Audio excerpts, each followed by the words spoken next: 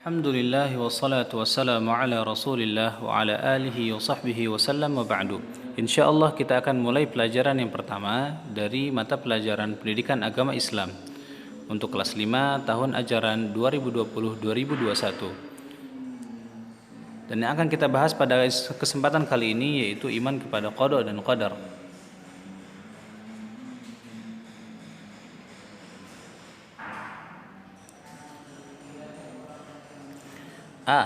Pengertian qada dan qadar.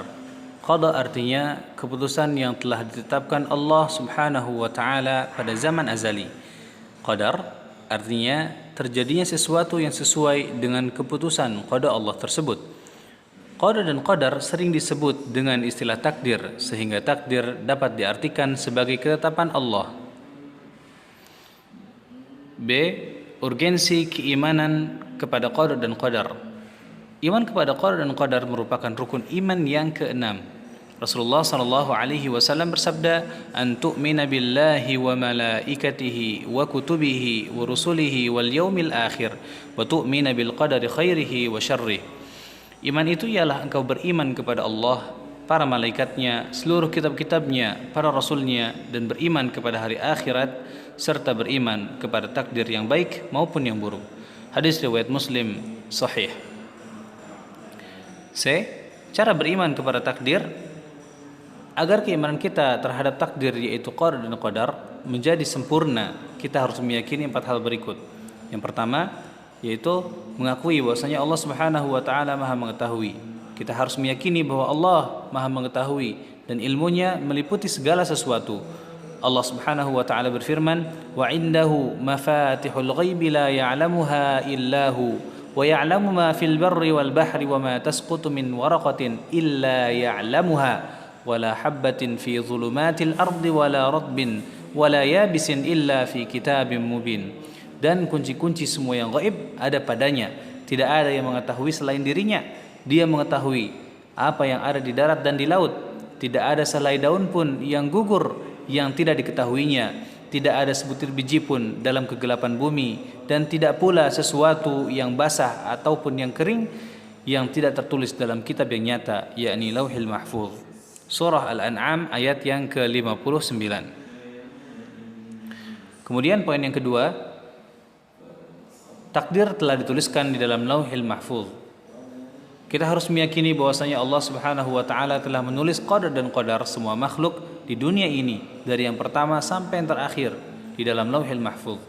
Rasulullah sallallahu alaihi wasallam bersabda, "Inna awwala ma khalaqallahu al-qalam faqala uktub qala ya rabbi madza aktub qala uktub maqadira kulli syai'in hatta taqum as-sa'ah."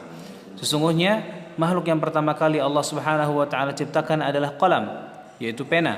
Maka Allah Subhanahu wa taala berfirman kepadanya, "Tulislah." Maka qalam tersebut pun menjawab, "Rabbi, wahai Tuhanku, apa yang harus aku tulis?" Allah Subhanahu wa taala berfirman, "Tulislah semua takdir segala sesuatu hingga didirikannya hari kiamat." Sahih diriwayatkan oleh Imam Abu Dawud. Kemudian yang ketiga, segala sesuatu terjadi atas kehendak Allah Subhanahu wa taala. Kita juga patut mengimani bahwasanya semua peristiwa yang terjadi maupun yang tidak akan terjadi adalah atas kehendak Allah Subhanahu wa taala. Perhatikan firman Allah Subhanahu wa taala, "Innama amruhu idza arada syai'an ay yaqula lahu kun fayakun." Sesungguhnya urusannya lah apabila dia menghendaki sesuatu, Allah Subhanahu wa taala hanya berkata kepadanya, "Jadilah," maka jadilah sesuatu tersebut. Surah Yasin ayat yang ke-82.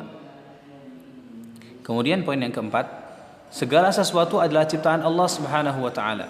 Kita pun wajib meyakini bahwasanya segala sesuatu itu merupakan ciptaan Allah dan tidak ada yang mampu menciptakan selain dirinya. Allah Subhanahu wa taala berfirman, "Alladzi lahu mulkus samawati wal ard wa lam yattakhidh waladan wa lam yakun lahu syarikun fil mulk wa khalaqa kulla syai'in faqaddarahu taqdira." Dialah yang memiliki kerajaan langit dan bumi, tidak mempunyai anak, tidak ada sekutu baginya dalam kekuasaannya, dan dia menciptakan segala sesuatu lalu menetapkan ukuran-ukurannya dengan tepat. Surah Al-Furqan ayat yang kedua. Kemudian manfaat dari beriman kepada takdir. Di antara manfaat beriman kepada takdir, qada dan qadarnya Allah, yang pertama, senantiasa dekat dengan Allah. Sebab ia meyakini bahwa segala sesuatu yang ia butuhkan berada dalam genggaman Allah Subhanahu wa taala. Sehingga ia hanya bersandar, ya, sehingga ia hanya bersandar kepada Allah Subhanahu wa taala, bergantung mengharapkan kasih sayangnya hanya kepada Allah Subhanahu wa taala. Kemudian yang kedua, bersabar dan tenang ketika menghadapi musibah. Sebab ia meyakini bahwasanya segala sesuatu merupakan ketetapan Allah Subhanahu wa taala yang penuh hikmah dan kebijaksanaan. Kemudian yang ketiga, terhindar dari sifat ujub dan sombong. Sebab ia benar-benar meyakini bahwasanya keberhasilannya adalah semata-mata karena bantuan dan anugerah dari Allah Subhanahu wa taala. Kemudian yang keempat, menumbuhkan semangat hidup dan keberanian, karena dengan beriman kepada takdir, meyakini bahwasanya Allah Subhanahu wa taala telah mentakdirkan yang terbaik baginya dan dia akan merasa fokus dengan tujuan hidupnya dan berani melakukan berbagai kebaikan dan mencegah dirinya dan manusia kepada kemungkaran. Kemudian yang kelima, tidak mudah putus asa. Allah Subhanahu wa taala Maha Adil atas apa yang Allah Subhanahu wa taala tetapkan bagi makhluk-makhluknya. Ya, tidak pernah berbuat zalim kepada siapapun. Dengan keadilannya Allah Subhanahu wa taala memberikan takdir yang sempurna untuk hambanya dengan penuh hikmah, dengan penuh kebijaksanaan, dan dengan penuh pelajaran atas apa yang Allah Subhanahu wa taala tetapkan atas seluruh makhluknya. Kemudian yang terakhir, dengan kita beriman kepada qada dan qadarnya Allah Subhanahu wa taala, yaitu menghilangkan sifat hasad pada diri. Ya, jika muncul penyakit hasad di dalam dirimu, maka katakanlah kepada dirimu, katakanlah kepada hatimu, apakah engkau tidak ridha dengan qada dan qadarnya Allah?